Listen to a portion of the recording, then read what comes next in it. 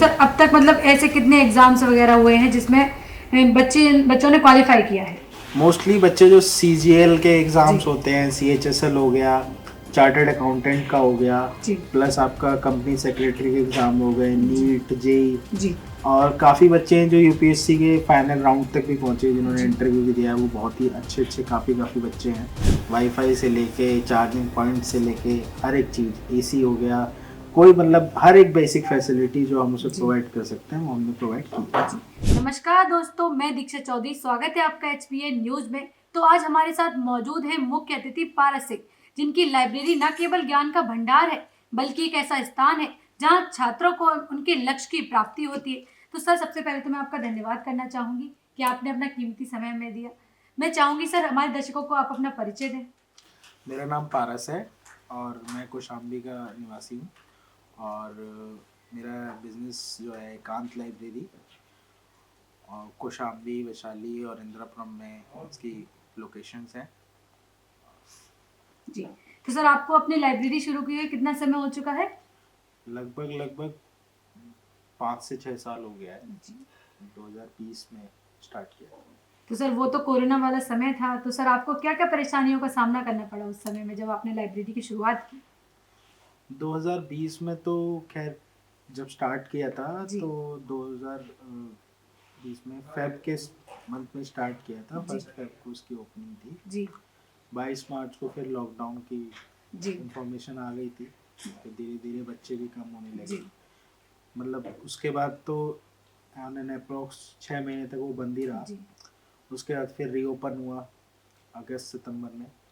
Reopen होने के बाद उसमें कुछ हमने चेंजेस किए, थोड़ा एक सीट्स छोड़ के बच्चों को बैठाना शुरू किया, जी, मास्क मैंडेटरी किया, जी, चेकिंग वगैरह, क्वारंटाइन वगैरह, अगर कोई पता लगता है किसी के बारे में तो उसको क्वारंटाइन का जी, सजेशन दिया। बाकी फिर हमने जब धीरे धीरे ठीक होने लगा, फिर हमने उसको 2021 में उसको एक्सपेंड किया। जी, 2021 में एक्सपेंड करने के बाद फिर सेकेंड वेव का भी टाइम आ चुका था। सेकेंड वेव आने के बाद फिर 3-4 महीने वो फिर से जी, बंद रही। सेकेंड वेव आने के बाद जब वो 3-4 महीने बाद फिर बंद रही, फिर वो जून जुलाई में ओपन हो जी, चुकी थी। ओपन होने के बाद फिर जब जून जुलाई में ओपन हुई, फिर हमने मैंडेटरी कर दिया था, वंस दो बच्चों के बीच में एक सीट खाली जी, रहेगी। उसके बाद फिर हमने धीरे धीरे उसको, जब चीज़ें ठीक होने लगी, थर्ड वेव की भी इंफॉर्मेशन आ गई, लेकिन अब थर्ड वेव थोड़ा इतना सीवियर नहीं था कि बहुत ज़्यादा इम्पैक्ट पड़े। लेकिन फिर भी हमने लाइब्रेरी की स्टूडेंट्स की कैपेसिटी 50% कर दी थी जी, उसके टाइम के अकॉर्डिंग। ऑक्यूपेंसी उस वक्त फिर हमने ऑटोमेटिकली पेरेंट्स का सजेशन रहा कि जी, नहीं, बच्चों को नहीं भेजेंगे, जी, ये वो है। उसकी वजह से वो 2 से 3 महीने में और भी कम हो गई। लेकिन 1-2 महीने के अंदर अंदर फिर चीज़ें जब ठीक होने लगी जी, थर्ड वेव के बाद, जी, थोड़ा लाइट हुआ चीज़ें, तो वो अपनी ऑक्यूपेंसी पे आ गई थी। जी, बच्चे थोड़ा खुद से चीज़ों को जी। प्रिकॉशंस ले रहे थे, फिर वो अपना ऑटोमेटिकली रन होने लगी। उसके बाद से फिर कोई समस्या नहीं। जी। तो सर, आपके मन में ऐसे मतलब क्या विचार आया कि आपको एक लाइब्रेरी खोलनी चाहिए? मतलब आज के समय में आप जानते हैं बहुत सारे बिज़नेस होते हैं, लेकिन लाइब्रेरी ही क्यों? देखो जी, मेरे को तो पता ही नहीं था कि लाइब्रेरी क्या होता है। जी, उस टाइम तक सेल्फ स्टडी जी, स्पेस के बारे में नहीं पता था। एज कम्पेयर टू जो हम स्कूल्स में लाइब्रेरी देखते थे, हम मुझे उसी के बारे में पता था। जी, लेकिन जब खुद प्रिपरेशन वगैरह कर रहे थे तो हमें लगा कि हाँ, ऐसा कुछ होता है, जी, हमें पता चला, हमने जाना शुरू किया।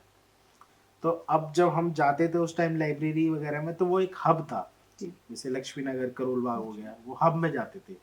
लेकिन अब घर पे पास में अगर कोई प्रेफर करना चाहे तो हमने जी, देखा कि घर के पास तो है ही नहीं। जी, तो फिर हमने सर्च वगैरह किया, नहीं मिली।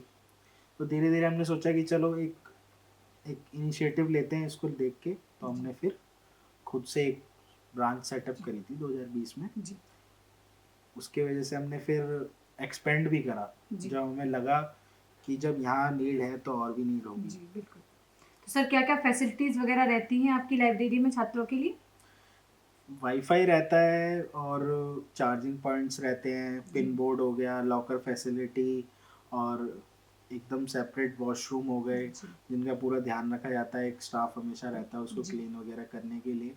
और लाइब्रेरी के अंदर एक सेपरेट एरिया होता है जिसमें डिस्कशन रूम जी वगैरह होते हैं, एक सेपरेट लंच रूम होता है। जी प्लस अगर कोई बच्चा या कोई अपनी एक 1-to-1 क्लास अटेंड करना चाहता है उसके लिए एक अलग रूम होता है छोटा। जी। तो उस तरह से है।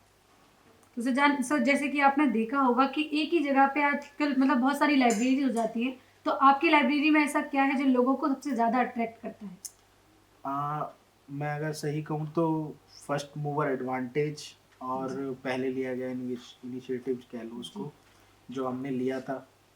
प्लस एक, जब आपके लाइब्रेरी में उस टाइम पर ओपन हुई है जब आसपास कोई लाइब्रेरी जी नहीं थी, और वहाँ बच्चे जब पढ़ते हैं एक जी साल 2 साल, जी उनकी आदत बन जाती है, फिर वो अपने घर वालों को या जी सिबलिंग्स को भी सजेस्ट करते हैं कि जी। भाई हमने वहाँ वहाँ और उन पर। लोगों को भी उस चीज़ से मोटिवेशन मिलती है कि हाँ अगर उनके भैया बहन हाँ, वहाँ से कॉम्पिटिटिव एग्जाम में क्वालिफाई होकर निकले हों। क्रैक करके जी। निकले भी हैं बच्चे, रिकॉर्ड भी अच्छा रहा है।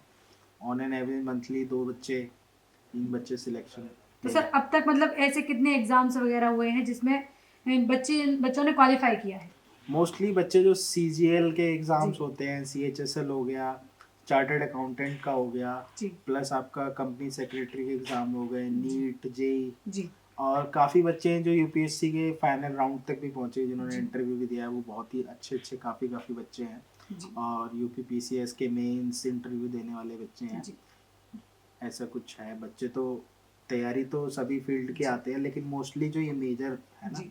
इन तरह के बच्चे सर आते अब तक की जो 6 साल की आपकी जर्नी रही है, तो उसमें सबसे ज़्यादा मेमोरेबल क्या चीज़ रही है जो आपको यादगार रही हो कि हाँ मेरी लाइब्रेरी के सफ़र में ये सबसे अच्छी चीज़ रही है? हैं। लाइब्रेरी के सफ़र में सबसे चीज़ यही रही है बढ़िया, कि जब लाइब्रेरी तब भी चल रही थी जब 30 बच्चे थे, जी और लाइब्रेरी अब भी चल रही है जब फुल ऑक्यूपेंसी है। तो ऐसा कुछ खास नहीं है, लेकिन जी थोड़ा टाइम ऐसे अनस्टेबल भी हुआ है, स्टेबल भी हुआ है, लेकिन लाइब्रेरी की स्टूडेंट्स को कभी कोई परेशानी नहीं हुई। जी कोई ऐसी कोई प्रॉब्लम नहीं हुई कि लाइब्रेरी में अगर लाइट भी नहीं है तो जी हमने परमानेंट पावर बैकअप सॉल्यूशन भी किया, जनरेटर का सिस्टम भी लगाया। मतलब स्टूडेंट्स को लेके जी हमेशा से कॉशियस रहें कि कोई ऐसी प्रॉब्लम उनको ना जी पहुंचे। वाईफाई से लेके चार्जिंग पॉइंट से लेके हर एक चीज़, एसी हो गया, कोई मतलब हर एक बेसिक फैसिलिटी जो हम उसे जी प्रोवाइड कर सकते हैं वो हमने प्रोवाइड की। जी। तो रूल्स वगैरह क्या रहते हैं सर लाइब्रेरी में आपकी?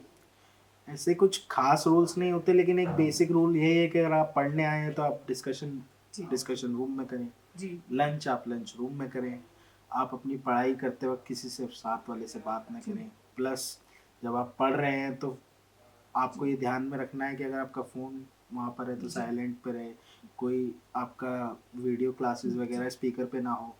तो ये सब चीज़ों का ध्यान उनको खुद से रखना होता जी है। सर ये बेसिक चीज़ें हैं जो एक स्टूडेंट को नॉर्मली जब पढ़ते वक्त खुद भी ध्यान रखनी जी। चाहिए, है ना। तो सर आपके फ्यूचर प्लान्स क्या हैं लाइब्रेरी को आगे बढ़ाने के लिए आप क्या-क्या करने की सोच रहे हैं?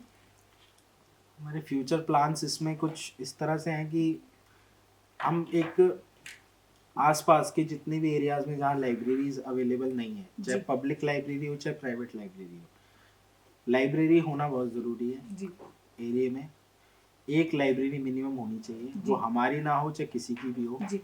वो मिनिमम होनी चाहिए, जिससे कि आसपास के लोगों को एक बच्चों को परेशानी नहीं मिले। जी, एक्सेसिबिलिटी मिले। क्योंकि आजकल जो आप देख ही रहे होंगे कि घरों में इतने ऐसा एनवायरनमेंट कभी कभी नहीं हो पाता है, वो कोई क्रिएट, रिश्तेदार आ जाता है या कोई रिलेटिव आ जी, गया, कोई किसी के घर में स्पेस ना हो। स्पेस ना हो। जी, और मैंने बहुत ऐसे बच्चे देखे हैं जिनके घर में एक्चुअल में जगह नहीं है, जी, वन वन रूम में रह रहे हैं, सिंगल रूम में, तो उनको भी बहुत ज़रूरत है। तो उस वजह से, और हम लोग प्लान्स भी इस तरह से रखते हैं कि उनको अवेलेबिलिटी हो जाती है कि हाँ कि हम कर सकते हैं ज्वाइन, इतने जी, में कोई हमें कोई दिक्कत नहीं है। जी। तो सर अभी आपकी कहाँ-कहाँ ब्रांचेज़ हैं लाइब्रेरी की? अभी हमारी वैशाली में है, जी, कौशाम्बी में है, और इंदिरापुरम में है। जी सर।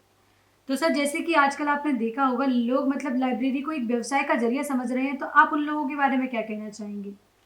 देखिए, ऐसा तो कोई बहुत एमएनसी टाइप ऑफ बिजनेस नहीं है, लेकिन जी, फिर भी एक छोटे परिवार को घर चलाने के लिए जी, एक ठीक तरह का बिजनेस है, रिटर्न अच्छा है। जी, but as compare to return you have to focus on also that कि आप एरिया को अच्छे से सर्व कर पाए, जी, अगर आप इस तरह का बिजनेस कर रहे हैं जो एक जी। एजुकेशन से रिलेटेड है, एजुकेशन सेक्टर से रिलेटेड है, तो आप कम से कम उसमें ऐसा कुछ प्लान्स या ऐसी कुछ चीज़ें जो स्टूडेंट को सपोर्ट करे, ना कि जी। आप उनसे प्राइजेस को लेके जी। नेगोशिएशंस वगैरह जी। ये सब थोड़ा ध्यान में रखते हुए इस बिजनेस को चलाया जाए तो जी। ज़्यादा अच्छा है।